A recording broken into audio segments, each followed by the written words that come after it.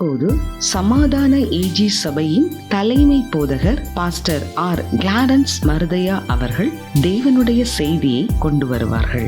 கிறிஸ்துவுக்குள் அன்பானவர்களே, இந்த ஊடகத்தின் மூலமாக உங்களை சந்திப்பதில் மகிழ்ச்சி அடைகிறேன். இந்த நாளிலேயும் தேவனுடைய வார்த்தையை உங்களோடு பகிர்ந்து கொள்வதிலே மகிழ்ச்சி அடைகிறேன். கடந்த சில நாட்களாக தாவீதுக்கு அளின நிச்சயமான கிருபைகளை உங்களுக்கும் தருவேன் என்று சொல்லி ஏசாயா 55 அதிகாரம் 3 வசனத்திலே பார்த்தோம். நமக்கும் அதே வாக்குத்தத்தத்தை கொடுத்து நம்மையும் எந்த நிலையிலே வைக்க வேண்டும் என்று விரும்புகிறார்.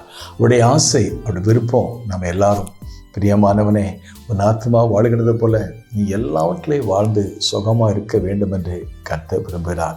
இந்த நாளிலேயும் அதை தொடர்ச்சியாக 89 சங்கீதம் 24 வசனம் வாசித்து பார்க்கும் பொழுது, என் உண்மையும் என் கிருபையும் அவனோடு இருக்கும், என் நாமத்தினால் அவன் கொம்பு உயரும். இந்த நிகழ்ச்சியை கவனிக்கிற யாராக இருந்தாலும் கிறிஸ்துவுக்குள் அன்பானவர்களை, ஒருவேளை நீங்கள் பக்கத்தில் இருக்கலாம், இந்திய தேசத்தில் இருக்கலாம், அல்லது இந்திய தேசத்துக்கு வெளியே மலேசியா, சிங்கப்பூர், ஆசிய நாடுகள், அமெரிக்க நாடுகள், கனடா, உலகத்தின் பல பகுதியில், ஆஸ்திரேலியா, நியூசிலாந்து, பல பகுதியில் நீங்கள் இருந்து இந்த நிகழ்ச்சியை கவனிக்கிறீங்க. ஆனால் உங்களுக்கு எங்களுடைய மனித வார்த்தைகள் அல்ல, தேவனுடைய வார்த்தையை உங்களுக்கு பகிர்ந்து கொள்வதை மகிழ்ச்சிகிறேன். கர்த்தர் உங்களோடு இருப்பார். அவர் இருந்தவர், அவர் இருக்கிறவர், அவர் வருகிறவர். ஒருவேளை உங்கள் அப்பா உங்கள் கூட இல்லாமல் இருக்கலாம், உங்கள் அம்மா ஒருவேளை உங்கள் கூட இல்லாமல் இருக்கலாம். யார் இருந்தாலும் இல்லாட்டலாம், அவர் எப்போதும் நம்ம கூட இருப்பதற்காக ஆண்டவருக்கு ஸ்தோத்திரம். அன்றைக்கு தாவீதுக்கு கர்த்தர் கொடுத்த கிருபை என்னன்னா, நான் உன்னோடு இருப்பேன்.